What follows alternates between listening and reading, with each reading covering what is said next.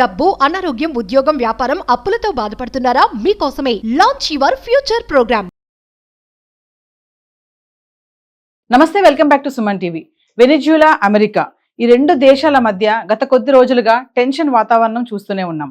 మరి డ్రగ్స్ ని అమెరికాలోకి తీసుకొస్తున్నారని చెప్పేసి ట్రంప్ ఆరోపిస్తున్నాడు. చమురు నిక్షేపాల కోసమే అంటూ మదురో విమర్శలు చేస్తున్నారు. మరి అధ్యక్షుడి నిర్బంధానికి కారణం ఇదేనా? అసలు దీని వెనుక ఏం జరుగుతుంది? మరి దీనిపై మంచి సమాచారం అందించడానికి మనకు అందుబాటులో ఉన్నారు ఎక్స్ మేజర్ ఓబ్రాయ్ గారు. Vote sir. అందరికీ జై హింద్. వెనిజులా మీద అమెరికా దాడి చేసి చాలా అక్రమంగా వాళ్ళ ప్రెసిడెంట్ నికోలస్ మదురోని ఒక బందీలాగా అమెరికాకి తీసుకెళ్ళింది. ఖచ్చితంగా ఇది హిస్టరీలో మాత్రం ఒక డెమోక్రాటిక్ మూవ్లా మాత్రం రాయబడదు. ఖచ్చితంగా Trump will face the music for the rest of his life. అంటే ఒక డెమోక్రాటిక్ కంట్రీ ఇలా ప్రవర్తించడము జనరలీ హిస్టరీలో ఎప్పుడు అవ్వలేదు.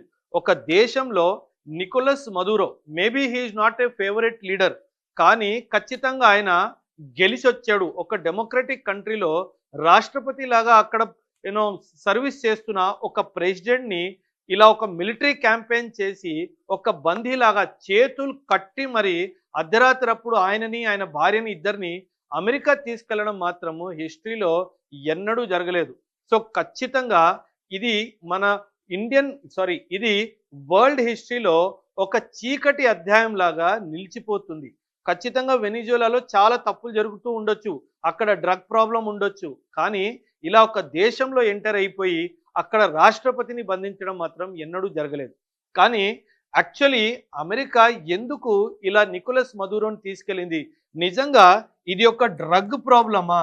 కానీ దీనికి ఆన్సర్ మాత్రం ముమ్మాటికి డ్రగ్ ప్రాబ్లం కాదు. అమెరికా యొక్క కన్ను వెనిజులాలో ఉన్న ఆయిల్ రిజర్వ్స్ మీద పడింది. అండ్ ఈ కన్ను ఈ రోజు పడలేదు. గత దశాబ్దాలుగా అమెరికా వెనిజులా ఆయిల్ మీద కన్ను వేసుకొని ఉంది. ఎందుకంటే మనందరికీ తెలుసు, ఇంటర్నేషనలీ మనం చూసుకుంటే ప్రపంచంలో అన్ని దేశాల కన్నా వెనిజులాలో ఆయిల్ రిజర్వ్స్ చాలా ఎక్కువగా ఉన్నాయి. 302,809 బిలియన్ బ్యారెల్స్ ఆఫ్ ఆయిల్ వెనిజులాలో ఉన్నాయి. మీరు చూసుకుంటే గనక అమెరికా 10th పొజిషన్లో ఉంది. 47 ఎక్కడ, 3,02,000 బ్యారెల్ ఎక్కడ, బిలియన్ బ్యారెల్స్ అంటే ఇది చాలా ఎక్కువ. సో ఇప్పుడు అమెరికా ఏం కావాలి అంటే వెనిజులాలో ఉన్న నికోలస్ మదురోని తీసేసి అక్కడ ఒక పపెట్ గవర్నమెంట్ని ఎస్టాబ్లిష్ చేసి మన అమెరికన్ కంపెనీస్ని అక్కడ పెట్టి ఆయిల్ అక్రమంగా అమెరికాకి తీసుకురావాలి. ఇది ట్రంప్ యొక్క బిగ్ ప్లాన్ అన్నమాట. ఇన్ఫ్యాక్ట్ ట్రంప్ ఒక క్యాపిటలిస్ట్ లీడర్ అన్నమాట. సో క్యాపిటలిస్ట్ లీడర్ ఏం చేస్తాడు? వాళ్ళ క్యాపిటలిస్ట్ లాబీస్ చెప్పినట్టు ఆయన పని చేస్తాడు. మనం హిస్టరీ చూసుకుంటే వెనిజులాని శాసించింది 1998 నుంచి 2013 వరకు హ్యూగో షావేజ్ అని చెప్పి ఒక లీడర్ అన్నమాట. హ్యూగో షావేజ్ ఒక సోషలిస్ట్ లీడర్ అన్నమాట. సోషలిజం ఏంటంటే ఒక సామాన్య ప్రజలకి కావాల్సిందంతా ప్రభుత్వమే ఇస్తుంది అన్నమాట. అది ఎడ్యుకేషన్ కానివ్వండి, అది వర్క్ కానివ్వండి, అది హెల్త్ కానివ్వండి, అది ఇల్లు కానివ్వండి, ఎనీథింగ్ అండ్ ఎవ్రీథింగ్ గవర్నమెంటే ఇస్తుంది అనమాట. సో ఒక సోషలిజంలో వెనిజులాని ముందుకు తీసుకెళ్లారు. అండ్ మనందరికీ తెలుసు, సోషలిజము క్యాపిటలిజంకి విరుద్ధమైన ఒక ఐడియాలజీ అన్నమాట. సో ఖచ్చితంగా వెనిజులా అనే దేశము మన అమెరికన్ దేశం. సో ఖచ్చితంగా వెనిజులా అనే దేశము అమెరికాకి ఒక శత్రువులాగా, ఒక ఎనిమిలాగా మారిపోయింది. సో గత 2-3 దశాబ్దాలుగా అమెరికా కన్ను వెనిజులాలో ఉంది. అక్కడ శాసిస్తున్న ప్రెసిడెంట్స్ని తీసి మన పప్పెట్ గవర్నమెంట్ని కూర్చోబెట్టాలి అని. ఈయన 98 నుంచి 2013 వరకు 15 సంవత్సరాలు వెనిజులాని శాసించాడు. ఆయన తర్వాత 2013లో వచ్చింది నికోలస్ మదురో. ఈయననే ఇప్పుడు అమెరికా రీసెంట్గా అటాక్ చేసి ఒక బందీలాగా తీసుకెళ్ళింది. చూడండి, ఆయనని ఎయిర్ క్రాఫ్ట్లో తీసుకెళ్ళింది ఎలా ఒక బందీని కూర్చోబెట్టినట్టు చేతులు కట్టేసి కళ్ళు కప్పేసి మరి ఒక బందీలాగా తీసుకెళ్లడం జరిగింది. ఇలాంటి ట్రీట్మెంట్ ఒక ప్రెసిడెంట్కి ఇవ్వడం మాత్రం ముమ్మాటికి 100% తప్పు. Coming back to the history, 2013 నుంచి నికోలస్ మదురోనే వెనిజులాలో శాసిస్తున్నారు. ఇన్ఫ్యాక్ట్ 2019 ఎలక్షన్స్లో ఏం జరిగిందంటే 2019 ఎలక్షన్స్లో ఇలా నికోలస్ మదూరోకి ఎదురుగా అమెరికా ఒక క్యాండిడేట్ని తయారు చేసింది వెనిజులాలో. ఆయన పేరు జువాన్ గ్వైడో అన్నమాట. అండ్ నికోలస్ మదూరో ఏం చేశారంటే ఆయన బల ప్రయోగం చేసి ఈయనని గెలవనివ్వకుండా చేశారు. అండ్ ఆయన నికోలస్ మదూరో గెలిచేశాడు. ఆయన గెలిచినా సరే అమెరికా ఏం చేసింది, జువాన్ గ్వైడోని యాక్టింగ్ ప్రెసిడెంట్ ఆఫ్ వెనిజులా అని చెప్పేసి డిక్లేర్ చేసింది 2019లో. అండ్ ఇన్ఫ్యాక్ట్ అప్పుడు కూడా ఇన్సిడెంట్లీ అమెరికాలో ప్రెసిడెంట్ ఆయన ట్రంప్ 1 ఉన్నప్పుడు 2019లో ఈ పని చేశాడు. ఒక democratically elected leader Nicolas Maduro వస్తే ఆయనకి ఎదురుగా జువాన్ గ్వైడోని యాక్టింగ్ ప్రెసిడెంట్ అని డిక్లేర్ చేశాడు. అప్పుడు నికోలస్ మదూరో ఏం చేశాడంటే నువ్వు అమెరికా చేతిలో అమ్ముడు పోయావని చెప్పేసి ఈయనను జైల్లో వేసేసి ఈయనకున్న ఆస్తులన్నిటినీ ఫ్రీజ్ చేయడం జరిగింది. అప్పుడు మొదలైంది వెనిజులాకి అండ్ అమెరికాకి డైరెక్ట్ కన్ఫ్రంటేషన్ అన్నమాట. అప్పటి నుంచి 2019 నుంచి ఇన్ఫ్యాక్ట్ మనందరికీ తెలుసు 2020లో మనకి జో బిడెన్ గారు యుఎస్ ప్రెసిడెంట్ లాగా వచ్చారు. ఆయన కొంచెం వెనిజులాతో రిలేషన్షిప్స్ బాగు చేయడానికి ట్రై చేశాడు. కానీ మళ్ళీ మనందరికీ తెలుసు ట్రంప్ 2.0 2025లో ఈయన మళ్ళీ తిరిగి రావడం జరిగింది.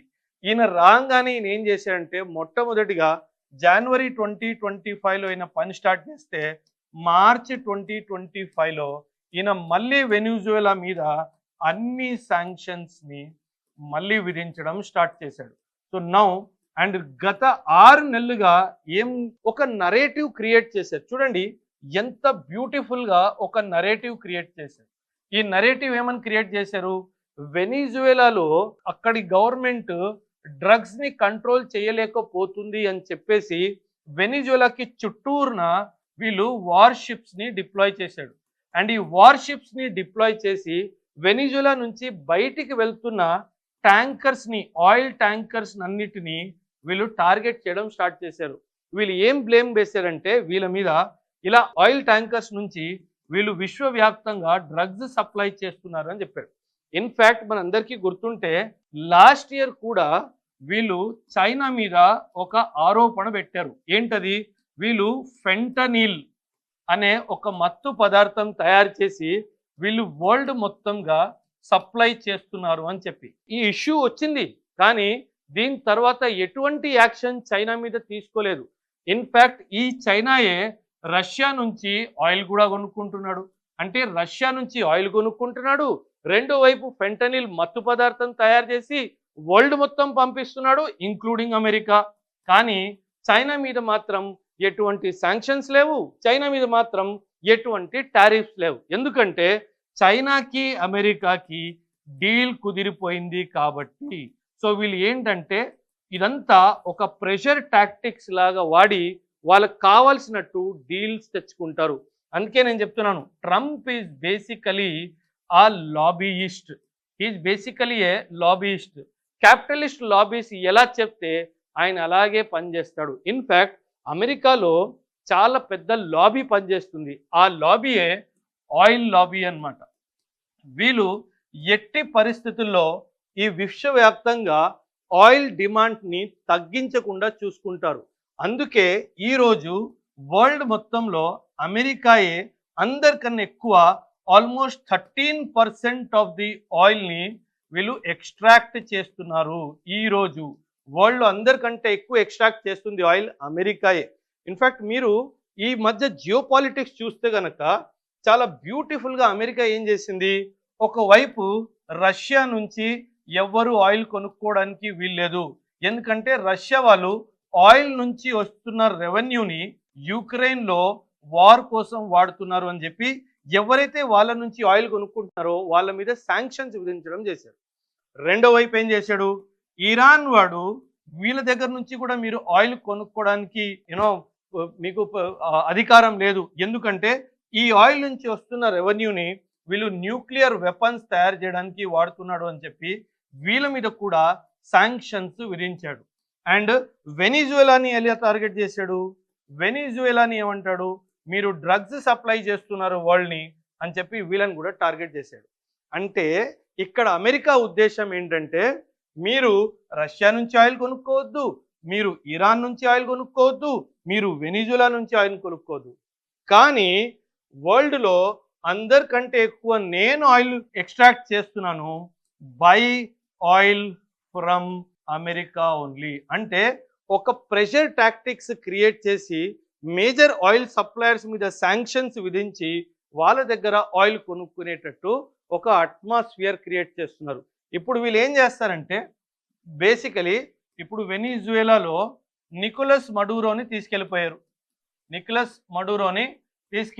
ఎక్కడికి? అమెరికాకి. ఆయనని ఒక బందీలాగే పెట్టేసుకుంటారు అక్కడ. He will continue to stay in America in exhale. ఆయన చనిపోయేంత వరకు ఆయన ఇంకా అమెరికాలోనే ఉండిపోతాడు. ఆయన వెనిజులాకి తిరిగి వచ్చే అవకాశం లేదు.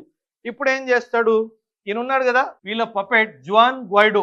ఈ జువాన్ గ్వైడోని ఇప్పుడు తీసుకొచ్చి వెనిజువేలాకి ప్రెసిడెంట్ లాగా ఈయనని కూర్చోబెడతారు.